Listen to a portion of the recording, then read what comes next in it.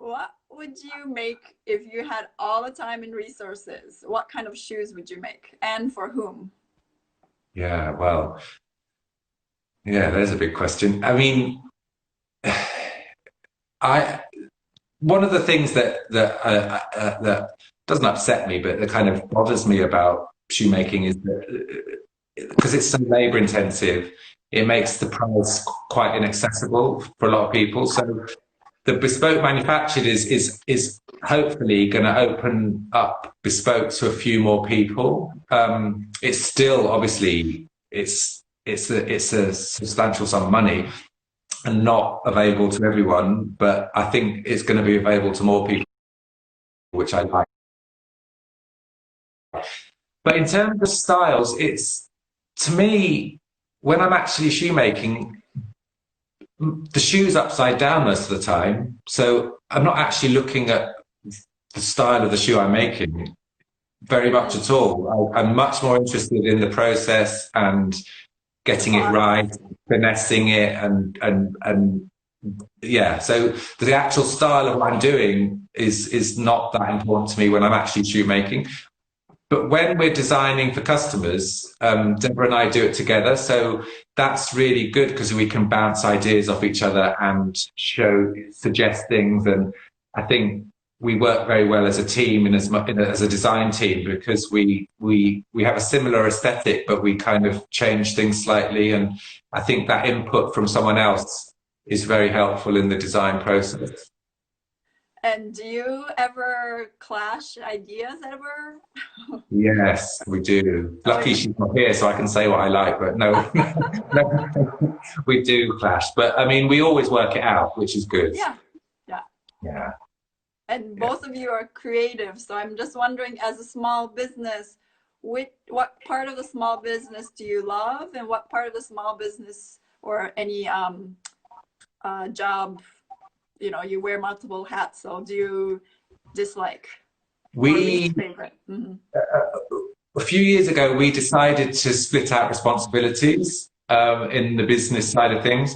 So with because there was a lot of crossover, so we've got very clear roles now, which is good. But we communicate every day about what we've been doing. Very often we're not in the same building, so we'll send each other an email about what we've been doing and keep each other up to date with it. Um, but yeah, I mean that was one of my why I was hesitant to start the business was that I didn't want to become a businessman. I wanted to be a Like, craftsman. And obviously, running a business kind of impinges on that in some ways because there's lots of things you have to do, lots of admin things, yeah, and you have to order stuff, and you have to, there's a kind of a bit of grunt work which isn't particularly exciting, but you have to do it. Um, but I also think that it's a lot more variety, which I like. So I'm not mm-hmm. complaining. I'm not complaining about that at all. It's part of running a business, and Right. it's a there's ups and downs, and there's good bits and bad bits. But as an overall package, I enjoy it. Yeah, I mean we've been doing it 15 years, so there's got to be something good about it. Oh yes, no, absolutely. And the Yeah. students too, do you get inspired by, oh, wait, but you don't let the students design in a way, but I feel like students' energy itself Yeah. um, might I be, love I love the teaching. I love the contact with the students. I mean, that's one thing I said before. Shoemaking can be quite lonely um, because a lot of the time you're on your own or a very small number of people, and you've got your head down and you do the work.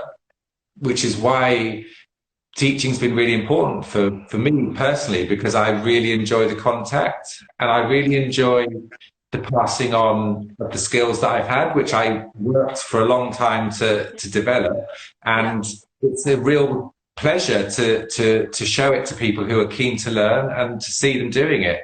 And yeah, that moment when they take the last out of their shoe and they try them on, and it's a genuine pleasure, and they love yeah, it, and yes. part of why I enjoy it. Would you take an in-house apprentice for like to help you for as an assistant, like a skilled apprentice, for example? Yeah, I mean, apprenticeships is a bit of a thorny issue because Yeah. you traditionally you would have to employ your apprentice and Right. pay them. In the Right. UK, you would employ them and pay. I mean, I was paid by John Locke, so Wow. they invested a lot of money in me. I mean, I worked for them for a lot of years, so I feel that I paid it back in a way, the investment they made in me. But a company of our size it'd be a struggle to employ an apprentice who wouldn't be productive for us for a couple of years. And so we did have an apprentice a few years ago, but he was self-funded, like Deborah was, by the Queen Elizabeth Scholarship Trust. So he got a sum of money, and he trained with us. So That's yeah, great. For a yeah. longer period of time than Yeah, like a with us for nearly 3 years. wow. Wow, Yeah, that's great. yeah. That is So we definitely would do it, but it's that thorny question of finance, yes. that Yes. that that is always comes into it. Yeah. Yeah. No, absolutely. Um, there's some questions that some people have asked. Hold on. So yes, about the princesses, if they could stay and help you, but no. Yeah. And then, sorry, I'm like reading. It's kind of I've, far. I'm reading a Um, question here about leather. There's someone asking about Rendenbach. Well, we don't use Rendenbach. We use an English tanner called Bakers of Colleton, and it's a pit tanning like Rendenbach, but right. we like to support local industry, so we always use Bakers, and we love it. Yeah, we think it's excellent quality, and we sell it, by the way, if anyone's interested. I thought get a little plug in there. Yes, yes. And then another question. My goodness. So in the past, so you've had this whole career of shoemaking. What is your favorite that you've made ever? Well, it changes. I kind of see things. I see photos of old shoes and think, oh, actually, they're really nice, and I've forgotten about them. But there is one shoe. I'm going to go and get it. Just bear with me. I won't be a second. It's in the other room. Hold on. Sure, sure. Yeah, and if there's anybody who wants to ask other questions, please send them my way. Any idea on when you'll be reopened? Okay, shoemaking classes. Coco.al. Oh, hi. Yeah, hi. So this one Mm-hmm. I really love. And Yes. what Tell I us, like tell what us I a like secret. about it is the fact that it's canvas and leather Uh-huh. and two-tone. But strangely, straight lines in shoemaking don't generally work. But this has got two straight lines, and Yeah. I think it works really nicely. Yeah. It's And very sexy. yeah, I really like that shoe. I really like it. Do you wear it? No, that's a sample. We did Okay. make one of those for a customer. Then the other one, more recent one that I like is this one, Yeah. which has a Norwegian welt, Yeah. Yeah. and I really like the leather, which is a Tempesti leather, veg tan from Italy, and I like the toe shape. I like everything about it. I would definitely wear that shoe. Yeah. Oh, it has a bellows tongue as well. Mm, So, beautiful. yeah. So I like it. Do you brand or makers mark your shoes if it's a bespoke or Yeah, that's the only branding we have. logo? Oh, that's great. It's So a it's on little the sole. logo. Yeah, we're very That's subtle. very subtle. Yeah. Very Well, that's the cool. thing about bespoke is no one knows it. No one else knows it's bespoke. But I think people do it because they do it for themselves. It's like a luxury. It's a special thing that you do for yourself. Yeah. And it takes a certain discernment and to want to invest in bespoke. I mean, you can be much more flashy with your money if you like, and have a big watch or a car or whatever it is you want to do. But I think bespoke shoes, no one else knows, which is another thing I like about it. Yeah, that's great. And also the market, I feel like it's there. Hang on, I'm just going to move slightly because I'm getting a big bit of sunshine on my face. There we go. Sorry.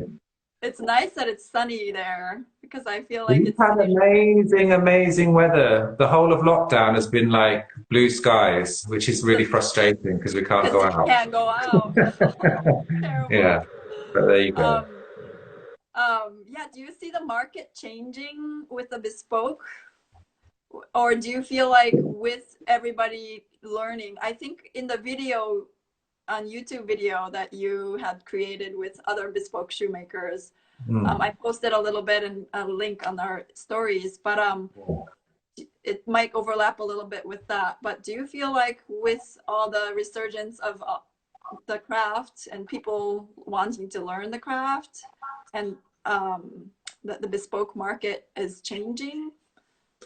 I think it evolves slowly. I think, but I think there's certainly a move towards more relaxed styles, softer shoes, more comfortable. From the word go, I mean, traditional leather-soled bespoke shoes are fairly rigid and stiff, and I don't think people are used to breaking shoes in, so they want something that's feels softer from when you first put your foot in it. And I think there's certainly a niche of people who want that dressy, dress up kind of look, but there's also a lot of people who might think about bespoke but might be put off by that and want something a bit more relaxed. So I think the bespoke manufactured is hopefully yeah, and I think the aesthetic is going to be a bit more relaxed, a bit more weekend rather than work day. Great. And one more, a little bit about the class, but if somebody reaches out to you wanting to create or learn how to make a specific shoe, do you take private classes? Yeah, we're very flexible. We do lots of one-to-one teaching. In fact, over the last couple of years, we've done a lot of it. I think people, we've done fewer intensive group classes and much more one-to-one. I think people want to come when they want to come. And they also don't necessarily want to come for a 2-week block. They might come for a week, and then they might come for another week 6 months later, or they might do 1 day a week for 12 weeks, or, you know, we're very flexible. And yes, we do one-to-ones a lot. That's great. That's great. Thank you. Thank you. I want to see your hands. Like, do you have like...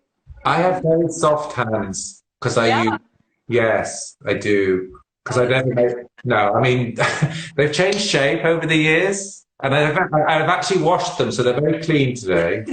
So that's a good thing. Normally my nails are very dirty. So that's from the ink, that's kind of middle of the road, but yeah, dirty nails is it from like the ink or the wax, or is it from leather, water? It's just because I'm really scruffy. no, it's just from work, and I don't know why. They just stay dirty. I don't care anymore. I wonder how Deborah's hands look. They're beautiful, yes, very, yeah. No, I mean, I think shoemakers' hands, they definitely get kind of, I mean, yeah, they're a bit battered, and a bit wrinkly, and a bit kind of, they've seen some action. Yeah. And one more thing that, you know, a lot of cemented construction workers might not know is that, yeah, you don't use toxic glue at all in your shop. We use a contact adhesive in class, but it's a non-toxic one. So it's toluene free. So it's a lot less. I mean, obviously you don't open it and breathe it in, but when we glue up in the other room where there's an extractor, but but yeah, but we use a lot of paste, which is water based and Yeah. completely non-toxic. Yeah. And then we use a little bit of rubber solution, but only right at the end to put the sock in. Yeah. I really highly recommend everybody to take your course who's interested in hand welted shoemaking. I have to agree with you there. I recommend it. Yes, yes. So yeah, I look forward to one day maybe classes open up, reopen. Somebody actually asked any idea on when you'll be able to reopen the shoemaking classes. Maybe it's one-on-one with very careful communication. Yeah, I don't know. I mean, it's an ongoing situation, and it's really hard to say. I mean, we're following the advice that we're given, and we have to be careful. We actually made a decision to postpone all the in-person classes till fall, right? And see from there where we can go. Yeah, I mean, we should be back in term with the evening classes, but obviously we're not doing them. We're talking to some of the students about doing it remotely, but we haven't actually set that up yet. So yeah, maybe great. Yeah, test it out with some of the students. Definitely. Yeah. Thank you so much for taking your time.